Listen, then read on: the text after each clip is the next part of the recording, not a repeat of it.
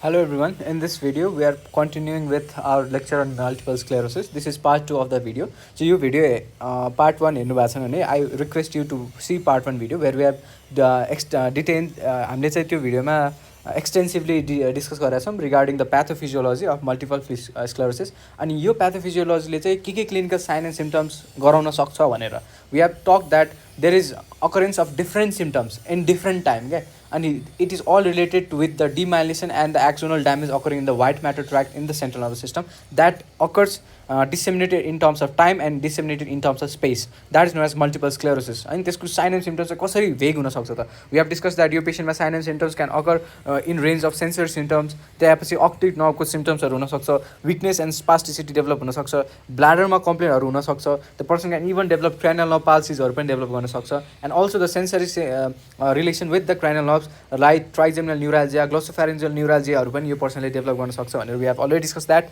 So we'll continue with that. So on that note, let us talk about different variants of multiple sclerosis, different types of multiple sclerosis. त्यसमा चाहिँ हाम्रो दुईटा हुन्छ. एउटा चाहिँ हुन्छ हाम्रो relapsing multiple sclerosis. यो चाहिँ हामीले इन्ट्रो हो, यसको बारेमा अहिले डिटेलमा अहिले नै भन्छु है. सो टाइप अफ मल्टिपल स्क्लेरोसिसमा हाम्रो तीनटा आउँछ जसमा फर्स्टमा रिल्याप्सिङ मल्टिपल स्क्लेरोसिस जसलाई हामी बाउट अनसेट मल्टिपल स्क्लेरोसिस पनि भन्छौँ. The next one is primary progressive multiple sclerosis also called as PPMS. The third one is secondary progressive multiple sclerosis है. सो थर्ड वान भनेको के हो हाम्रो सेकेन्डरी प्रोग्रेसिभ मल्टिपल स्क्लेरोसिस हो. अब हेर, अब यो तिनटैलाई हामी let us see in detail regarding this three है.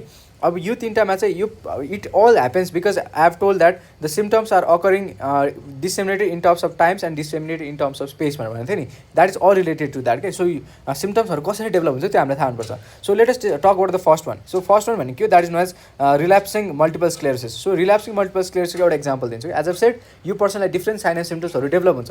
फर्स्टमा लेट अस सपोज यो पर्सनलाई सेन्सरी सिम्टम्सहरू डेभलप भयो अनि यो सेन्सरी सिम्टम्सहरू डेभलप भएपछि the person will also develop पछि गएर अप्टिक नर्भको सिम्टम्स हुनसक्छ, स्पास्टिसिटी जस्तो सिम्टम डेभलप गर्न सक्छ एन्ड अदर सिम्टम्सहरू पनि डेभलप गर्न सक्छ जसमा युरिनरी ब्ल्याडर रिलेटेड सिम्टम्सहरू हुनसक्छ, क्राइनल नर्भ रिलेटेड सिम्टम्सहरू हुनसक्छ. सो लेटेस्ट कन्सिडर एउटा हामीसँग पेसेन्ट छ, यो चाहिँ हामीसँग यो भनेको हाम्रो टाइम हो, ठिक छ.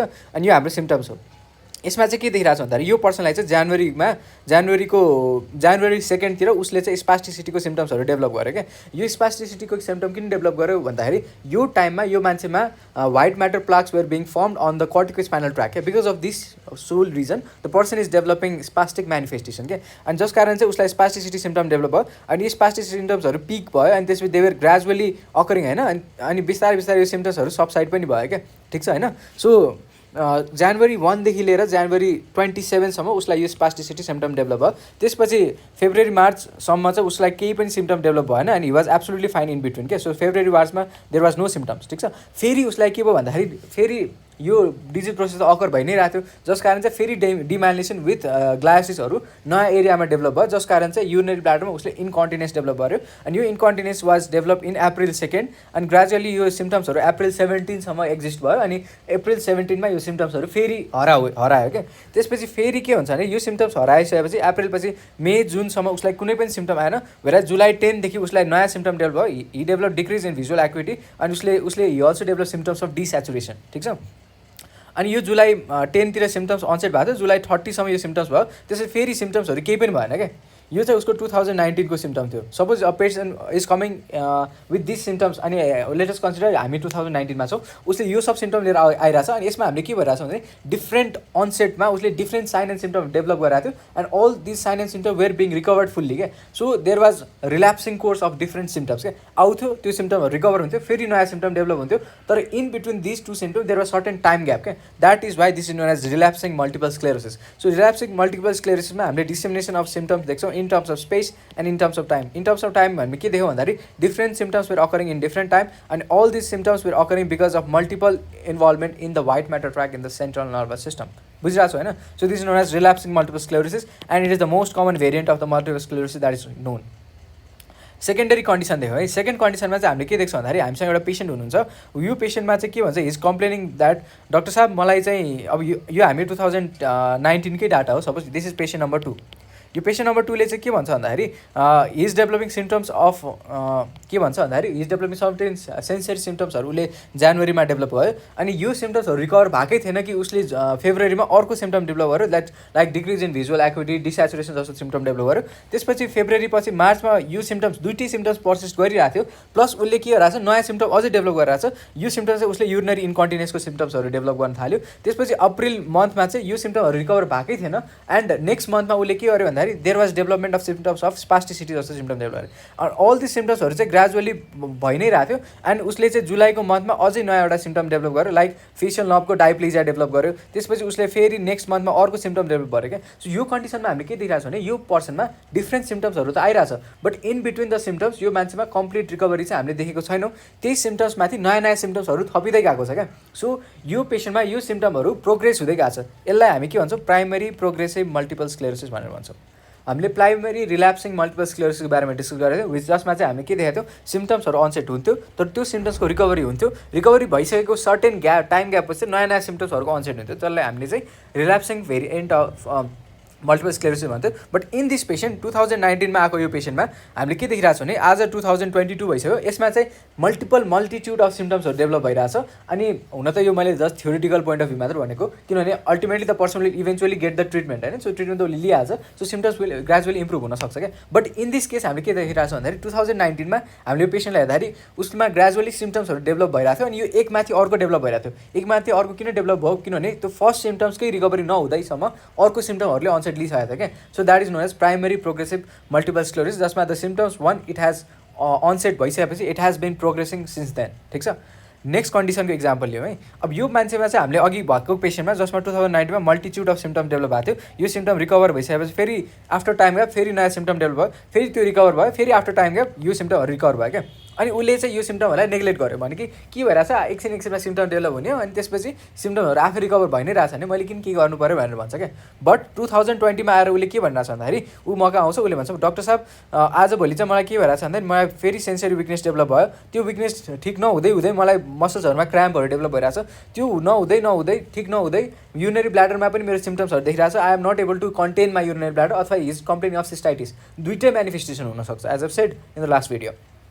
त्यसपछि उसले भन्छ I am not able to see very well मैले मेरो भिजुअल एक्युटी कम भइरहेको छ कलर भिजनमा नि there has been some defect in that होइन यो सब पनि भइरहेछ कि हामीले यो पेसेन्टमा यसरी देखिरहेको छ सिम्टम्सहरू। यो कन्डिसनले यो पेसेन्टले के भन्छ डाक्टर साहब मेरो लागि 2019मा पनि मैले यस्तै सिम्टम्सहरू डेभलप गरेको थिएँ तर त्यो साल मेरो लागि एकदम एटलिस्ट म राम्रो भन्छु किनभने इन बिट्विन द पिरियड मैले एटलिस्ट रिल्याक्स फिल त गरेको थिएँ मेरो सिम्टम्सहरू रिलिभ त भएको थियो तर अहिले के भइरहेछ मेरो सिम्टमहरू रिकभर हुनुभन्दा अगाडि नै नयाँ नयाँ सिम्टमहरू आइरहेछ जसको कारणले मेरो लाइफमा मलाई बाँच्न असाध्यै गाह्रो भइरहेछ क्या। किनभने न्यू सिम्टम्सहरू अनसेट यसरी यति फास्ट प्रोग्रेस भइरहेछ त्यो सिम्टम्सहरू रिकभर भइरहेछ they are continuously progressive and over that symptom new onset symptoms are also developing. यो कन्डिसनमा initially the person was having relapsing course but secondary to that the person is developing a progressive course of multiple sclerosis. यसलाई हामी के भन्छौँ secondary progressive multiple sclerosis because it is secondary to the relapsing variant. ठिक छ। यो unset भनेको यो पनि त्यति कमन छैन। फर्चुनेटली हाम्रो पेसेन्टहरूमा the most common variant of multiple sclerosis is the relapsing variant of multiple sclerosis जसमा हामीले के देखाएको थियौँ भन्दाखेरि द पर्सनमा चाहिँ सिम्टम्सहरू अनसेट हुन्थ्यो रिकभरी हुन्थ्यो फेरि नयाँ सिम्टम आउँथ्यो in between the period the person was feeling absolutely okay है। त्यसपछि अर्को भेरिएन्टको कुरा हेर्नु that is was primary progressive multiple sclerosis the next variant was secondary progressive multiple sclerosis. ठिक छ। I hope you are able to link that है। ठिक छ नि। अब यो सबै सिम्टम्सहरू किन भइरहेछ it has certain pattern of inheritance यसमा चाहिँ के हुन्छ देयर आर सर्टेन जेनेटिक लिङ्केजको बारेमा पनि थाहा हुनुपर्छ। Almost 200 genes have been implicated for the pathogenesis of multiple sclerosis है। अनि यसमा कुरा के याद राख्नु भन्दाखेरि the risk of multiple sclerosis चाहिँ कसरी बढ्छ त यदि आइडेन्टिकल ट्विन्स छ भने 1 in 3 ट्विन्सहरूमा चाहिँ यदि एउटा ट्विन्सलाई छ भने एभ्री थर्ड ट्विन्सलाई चाहिँ हाम्रो यो सिम्टम डेभलप हुनसक्छ। सिब्लिङ्सको कुरा गर्ने भनेपछि 1 in 25 सिब्लिङ्सहरूमा यो सिम्टम्सहरू डेभलप हुनसक्छ। If either of the parents are being affected 1 in 50 of the child can be affected है। ठिक छ। मतलब यो यसले प्रोबेबिलिटी भने क्या 50वटा चाइल्डमा एटलिस्ट एउटा एफेक्ट हुनसक्छ। यो होइन कि तपाईँले 49वटा चाइल्ड दिनु 50th चाइल्डलाई नै यो सिम्टम डेभलप हुन्छ। It might occur that there is risk that even your second child may be affected but after that next child may not also be affected. यसको मतलब के हो the probability of getting your children multiple sclerosis is 1 in 50 if either of your parents are being affected. ठिक छ। If first cousin first degree रिलेटिभको cousin affected छ भने the risk of getting is 1:100 है। सो त्यस्तोहरू हुन्छ। अब कुनै पेसेन्ट मल्टिपल स्क्लेरोसिस आयो भने उसले टिपिकल सिम्टम दिन्छ, इज युजली एउटा फिमेल हुन्छ, she is complaining that she is having multitude of symptom, अनि यो सिम्टम्सहरू either it might be relapsing or यो सिम्टम्सहरू इट माइट बी इभन एक माथि अर्को सिम्टम्सहरू पनि थपिँदै गएको हुनसक्छ। I have already discuss regarding the clinical feature. यो सबै तिमीले सस्पेक्ट गर्ने बित्तिकै हामीले के सोच्नुपर्छ, दिमागमा एउटा डिफ्रेन्सियल डायग्नोसिस आउनुपर्छ कि यो मान्छेलाई प्रोबाब्ली मल्टिपल स्क्लेरोसिस भएको हो कि भनेर, ठिक छ। अब यसको लागि प्रुभ गर्नलाई हामीले के गर्छ भन्दाखेरि, as I said in the first video, यसको लागि चाहिँ in this patient there is deficit blood brain barrier चाहिँ ड्यामेज भएको हुन्छ, जस कारणले चाहिँ यो मान्छेमा हामीले यदि कन्ट्रास्ट इन्हान्स एमआरआई गर्छौँ भने त्यो ब्लड ब्रेन ब्यारियर जहाँ डिफेक्ट हुन्छ त्यो ठाउँमा चाहिँ हामीले के देख्छौँ, there is increase uptake of the contrast. अनि त्यो अपटेक अफ कन्ट्रास्ट कहाँ बढी भएको हुन्छ, जो ठाउँमा इन्फ्लामेसन भएको हुन्छ, अनि त्यही ठाउँमा हाम्रो रिकभरीको फेजमा हाम्रो ग्लाइसिस पनि देख्छौँ क्या। That is known as gadolinium contrast MRI. It is the investigation of choice that is done in this patient. यो कन्डिसनमा हामीले के देख्छौँ, हामीले यो पेसेन्टमा डिमाइलेसन देख्छौँ, प्लाकहरू देख्छौँ, अनि यो plaque if it is more than 6 mm then we are sure that यो पर्सनलाई प्रोबाब्ली मल्टिपल स्क्लेरोसिस भएको हो कि भनेर। युजली यो प्लाकहरू हामीले पेरिभेन्ट्रिकुलर एरियाजहरूमा देख्छौँ, कि त जक्स्टाकर्टिकल एरियाजहरूमा देख्छौँ, कि त इन्फ्राटेन्टोरियल एरिया सेरेबेलममा पनि यो प्लाकहरू देख्न सकिन्छ, अनि सेरेबेलम म्यानिफेस्टेसनहरू पनि यो पेसेन्टमा हुनसक्छ। That is about gadolinium contrast MRI. Gadolinium contrast एमआरआईमा प्लाकहरू याद राख्नु, it is in more than 6 mm। अर्को चाहिँ हामीले सिएसएफ एनालाइसिस गर्न सक्छौँ, अनि सिएसएफमा हामीले के देख्छौँ भन्दा यो पेसेन्टमा द सिएसएफ हामीले यो पेसेन्टको जब सिएसएफ एनालाइसिस गर्छौँ त्यो सिएसएफमा हाम्रो आइजिजीको लेभल एकदमै धेरै एलिभेट भएको देख्छौँ। त्यसलाई हामीले कसरी हेर्ने भन्दाखेरि यसलाई हामीले के गर्न सक्छौँ, अगारो जेल इलेक्ट्रोफोरेसिस गर्ने, अनि त्यसमा हामीले के देख्छौँ भन्दाखेरि यो जुन अटो एन्टिबडिजहरू जुन फर्म भएको छ by the intrinsic B cell, यो इन्ट्रिन्सिक बी सेल्सहरूले नै अटो एन्टिबडी फर्म गरेछ, अनि यो अटो एन्टिबडिजहरू हाम्रो सिएसएफमा सर्कुलेट गरिरहेछ। यो अटो एन्टिबडिजहरूलाई चाहिँ हामीले विदिन द सिएसएफ हामीले डेमोन्स्ट्रेट गर्न सक्छौँ है। यो अटो एन्टिबडिजहरूलाई हामीले विदिन द सिएसएफ डेमोन्स्ट्रेट गर्न सक्छौँ, अनि त्यसलाई हामीले विथ एगारो जेल इलेक्ट्रोफोरेसिस गर्दाखेरि चाहिँ at least 2 or more than 2 oligoclonal ब्रान्डहरू चाहिँ हामीले देख्न सक्छौँ है। That is the next investigation that we do in patient with multiple sclerosis. The third investigation that we do in this patient is visual evoked potential. Visual evoked पोटेन्सियलमा चाहिँ हामीले के देख्छौँ भन्दाखेरि यो पेसेन्टमा because of the damage that is occurring at the level of axons है, along with that there is has been damage at the level of oligodendrocyte, the myelin has been damage because of which the conduction velocity has been decrease, that is known as the पर्सनमा हामीले के देख्छौँ, there is increase in the latency period because of the sole reason that the axons are getting damage. यसलाई हामी भन्छौँ visual evoked potential, किनभने the पर्सनमा optic nerve has been damage, ठिक छ होइन। So based on the clinical feature, based on the diagnostic parameter हामीले MRI गऱ्यौँ, सिएसएफ गऱ्यौँ, and we also did visual evoked potential. Now we have come to a diagnosis that the person is having multiple sclerosis probably. तर multiple sclerosis यतिकै भन्नुभन्दा अगाडि पनि त्यसको certain diagnostic क्राइटेरियाहरू हुन्छ, अनि त्यो डायग्नोस्टिक क्राइटेरिया बेस्ड नै हामीले यो मान्छेलाई मल्टिपल स्क्लेरोसिस हो भनेर भन्नुपर्छ क्या।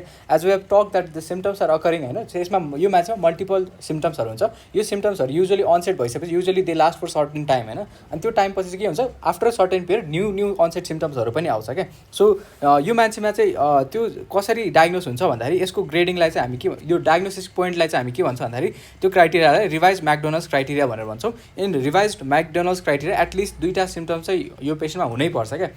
यो 2टा symptom it can be sensory symptoms as well as motor सिम्टम्सहरू हुनसक्छ, अनि यो सिम्टम्सहरूको चाहिँ they should be separated by 4 weeks। अनि अर्को कुरा चाहिँ के हुन्छ, symptoms should be lasting at least more than 24 hour duration to confirm that the person is not having transient ischemic attack.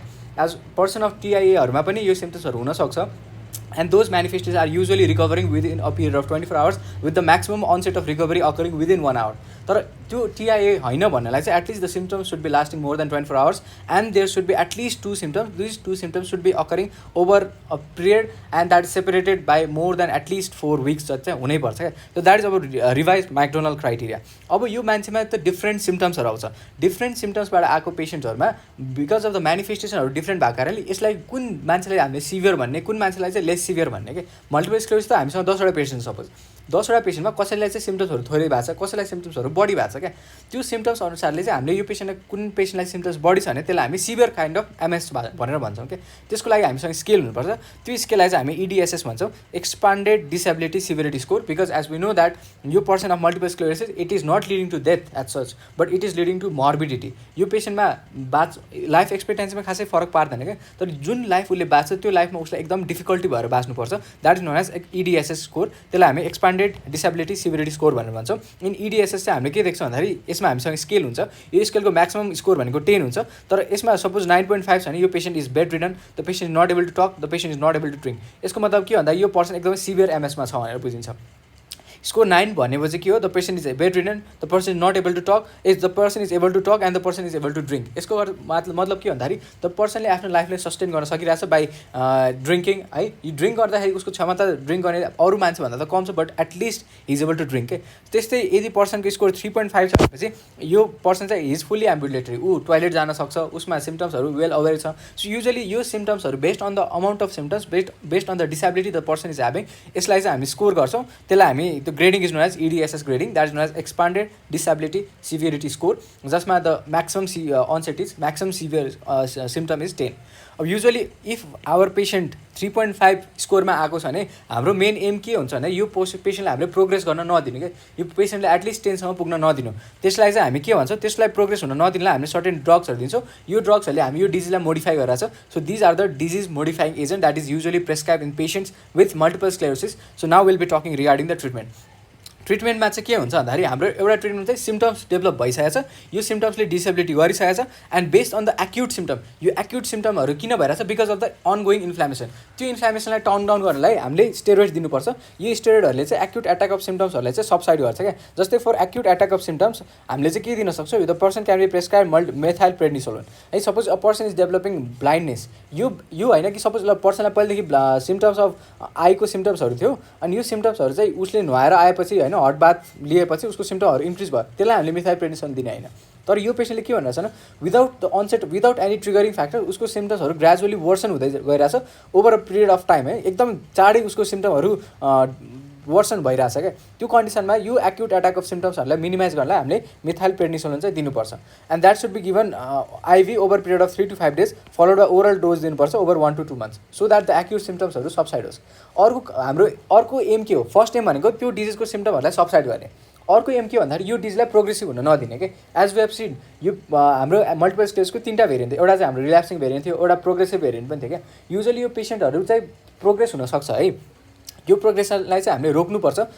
त्यो रोक्नलाई चाहिँ हामीले डिजिज मोडिफाइङ एजेन्टहरू दिन्छौँ। त्यो डिजिज मोडिफाइङ एजेन्टहरू चाहिँ it can be some agent are highly effective drug, some are moderately effective drug, some are modestly effective. अब हामीसँग हाइली इफेक्टिभ ड्रग हुँदाहुँदै किन हामीले मोडरेटली और मोडेस्टली इफेक्टिभ ड्रगको बारेमा पढ्ने त, त्यसको कुरा याद राख्नु। हाइली इफेक्टिभ ड्रगहरू दे आर एक्सपेन्सिभ ड्रग, अनि अर्को चाहिँ के हुन्छ तिनीहरूको साइड इफेक्ट पनि त्यस्तै किसिमको हाई हुन्छ क्या। त्यसै कारण हामी we are not high effective छ भने हामी this is drug of choice भन्न मिल्दैन क्या।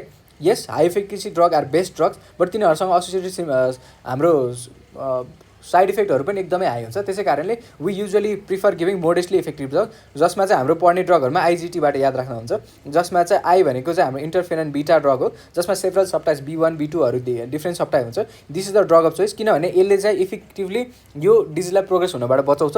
युजली हामीले ट्रिटमेन्ट स्टार्ट गर्दाखेरि इन्टरफेरन बिटाबाट स्टार्ट गर्छौँ। यो इन्टरफेरन ड्रग भनेको चाहिँ हाम्रो इन्ट्रामस्कुलर, याद राख्नु यो सबै डिजिज मोडिफाइङ एजेन्टहरू सबै दे आर प्यारेन्टल रुटको ड्रग हो, except one drug that is fingolimod, that is a oral drug, ठिक छ।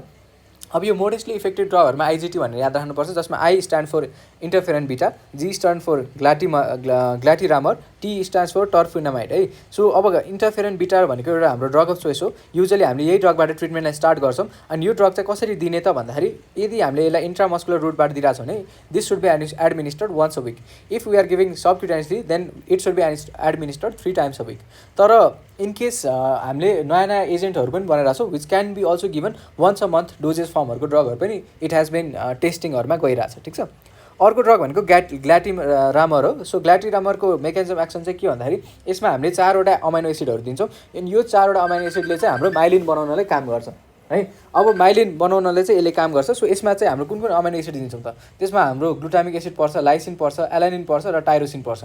यो 4वटा अमाइनो एसिड दिन्छौँ so that myelin formation at least अलिकति त कम्पेन्सेट होस् भनेर है। अर्को हाम्रो टर्फिनामाइड भन्ने ड्रग पर्छ। अर्को हाम्रो मोडरेटली इफेक्टिभ ड्रगहरूमा चाहिँ FD भनेर याद राख्ने, जसमा F is very important drug. So यसको नाम फिङ्गोलिमोड हो। फिङ्गोलिमोड चाहिँ हामी ओरली दिन्छौँ। अर्को D स्ट्यान्ड फर डाइइथाइल फ्युमेरेट है। सो डाइइथाइल फ्युमेरेट चाहिँ हाम्रो अरू डिजिजमा पनि युज हुन्छ, लाइक सोरियासिसमा पनि युज हुन्छ, that can also be remembered. अर्को हाम्रो हाइली इफेक्टिभ ड्रगहरूमा सबैभन्दा इफेक्टिभ ड्रग भनेको हाम्रो एउटा ड्रग हो that is natalizumab. Natalizumab as a said प्याथोजेनेसिसको भिडियोमा मैले के भनेको थिएँ, युजली T-सेल मेडिएटेड प्याथोजेनेसिस हुन्छ। यो T-सेलहरू चाहिँ इन्टेग्रिन मोलिक्युलको मद्दतले ब्रडब्यान्ड ब्यारियरलाई पियर्स गरेर पुग्छ। अब इन दिस केसेन्ट हामीले चाहिँ के दिन सक्छौँ, नेटालिजुमाब दिन्छौँ। यो नेटालिजुमाबले चाहिँ के गर्छ भन्दाखेरि यसले इन्टेग्रिन मोलिक्युललाई ब्लक गरिदिन्छ क्या, so that T-cell is not able to bind and the pathogenesis is withheld है। सो त्यसै कारण चाहिँ natalizumab is a highly effective drug, it is the best drug that is available. तर नाटालिजुम्याबले चाहिँ के गर्न सक्छ भने यसले जन कनिङम भाइरसको रिएक्टिभेसन गर्न सक्छ। सी John Cunningham virus can result into progressive multifocal leukoencephalopathy गराउन सक्छ, जसको बारेमा we have already made a video on that. त्यसमा अब I have talked about the side effect regarding the natalizumab. अब यसमा चाहिँ के हुन्छ, युजली जेसी भाइरस चाहिँ हामीसँग कमेन्सलिजमकै रूपमा बसिरहेको हुन्छ क्या, त्यसले हामीलाई केही हार्म गर्छ। तर when our immunity is lower down, यो पेसेन्टमा there can be manifestation and that can result into PLME है, ठिक छ। So that is a very important side effect. So always हामीले यो मान्छेमा जन कनिङम भाइरसको लोड, जेसी भाइरसको लोड कति छ त, इन केस लो लोड छ अथवा भाइरस छैन भने मात्र we start with natalizumab, otherwise हामीले यो पेसेन्टलाई दिँदैनौँ, किनभने it can result into a very severe side effect that is known as PMLE, progressive multifocal leukoencephalopathy. The next drug is ocrelizumab which is also well efficacious drug हो। अर्को drug भनेको मिटोज्यान्थ्रोन हो। मिटोज्यान्थ्रोनको बारेमा के जान्नुपर्छ भने इट इज अ कार्डियोटक्सिक ड्रग, त्यसै कारणले यसको साइड इफेक्टहरू धेरै छ क्या, त्यसै कारण we usually do not prefer giving this drug. अर्को चाहिँ अक्रेलिजुम्याब, याद राख्नु mitoxantrone is just for theoretical purpose है, हामी युजै गर्दैनौँ यो ड्रग, किनभने every one can develop cardiotoxicity, unlike natalizumab जसमा सेलेक्टेड पेसेन्ट जसमा जेसी भाइरसको लोड हाई छ तिनीहरूमा मात्र डेभलप हुन्थ्यो, that is also very rare. But मिटोज्यान्थ्रोनमा there is risk of cardiotoxicity, that is why we are not preferring this drug. अर्को drug हो अक्रेलिजुम्याब। अक्रेलिजुम्याब चाहिँ इट इज लाइक रिटुजिम्याब, जसले चाहिँ मच्योर बी सेलहरूलाई एट्याक गर्छ by attacking on the CD20 receptors. So यसले चाहिँ त्यो B cell which is intrinsic and जसले चाहिँ डिजिजको प्याथोजेनेसिस गराएको छ त्यसलाई मात्र एफेक्ट गरिरहेको छ। So ocrelizumab is also an important drug. So हामीले ट्रिटमेन्टमा दुईवटा मोडालिटीको कुराहरू, एक्युट सिम्टम्स छ भने त्यो सिम्टमलाई सबसाइड गर्नलाई हामीले इन्फ्लामेसनलाई टर्न डाउन गर्नुपर्छ, whereas in case patient progressive भइरहेको छ भने त्यो प्रोग्रेसनलाई रोक्नलाई हामीले डिजिज मोडिफाइङ एजेन्ट दिनुपर्छ, जसमा हाम्रो पर्ने ड्रगहरू they are some are highly efficacious, some are moderately efficacious and some are modestly efficacious. Highly efficacious ड्रगहरू सँगसँगै साइड इफेक्ट पनि हाई नै हुन्छ, सो त्यो साइड इफेक्ट पनि थाहा हुनुपर्छ। त्यसमा पर्ने ड्रगहरू नमो भनेर याद राख्दा हुन्छ, and for natalizumab, A for ocrelizumab, M for mitoxantrone, O for ocrelizumab. Moderately effective ड्रगमा एफडी, जसमा एफ भनेको फिङ्गोलिमोड जुन चाहिँ ओरल ड्रग हो, जुन चाहिँ only oral drug which is a disease modifying agent in this group. अर्को modestly effective ड्रगहरूको बारेमा नि हामीले थाहा हुनुपर्छ। Now let us talk about prognostic factor. See multiple sclerosis as of said, मैले अघिदेखि फोकस गरेर भनिरहेको छु, मल्टिपल स्क्लेरोसिसले मान्छेको डेथ गराउँदैन, बट यसले त्यो मान्छेको लाइफलाई यतिसम्म कम्प्रोमाइज गरिदिन्छ, त्यो मान्छेमा अ लट अफ मोर्बिड स्टेटसहरू डेभलप हुनसक्छ क्या। So based on the prognostic factor हामीले यो मान्छेलाई ट्रिटमेन्ट दिँदाखेरि उसले कतिको रेस्पोन्ड गर्छ त, उसको लाइफस्टाइलमा कतिको चेन्ज आउन सक्छ विथआउट ट्रिटमेन्ट, त्यसलाई भेरी गर्छ क्या। So if the person is having optic neuritis at the onset of disease, or the person is having sensory symptoms at the onset of disease, भनेपछि त्यो मान्छेको प्रोग्नोसिस एकदमै राम्रो छ भनेर बुझिन्छ क्या। Or if the person is having relapsing variant छ, तर त्यो रिल्याप्सिङ भेरिएन्टमा पनि उसको relapses are less than or equal to 2 relapses in a year छ भने that is also having good prognosis. अर्को चाहिँ इफ द पर्सनलाई डिजिज चाहिँ 5 सालसम्म भइसकेको छ, बट दिस 5 सालसम्ममा उसको त्यो डिजिज कारणले मिनिमल इम्पेयरमेन्ट उसको लाइफस्टाइलमा भएको छ भने that also indicate the person is having good prognosis. So these are good prognosis factor.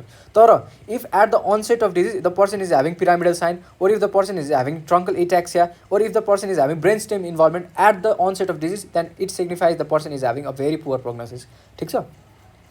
त्यस्तै देयर इज वान भेरिएन्ट, त्यो भेरिएन्टको नाम के हो, Marburg variant of multiple sclerosis, जसमा चाहिँ the person is having acute multiple sclerosis हुन्छ, जसमा चाहिँ which a fulminant type of multiple sclerosis. Usually Marburg variant भनेको it is having a very poor prognosis, it is having a grave prognosis, GRAVE grave है, मतलब एकदमै poor prognosis भन्न खोजेको। यो चाहिँ acute form of multiple sclerosis हो, जुन चाहिँ एकदमै फल्मिनेन्ट टाइप हुन्छ।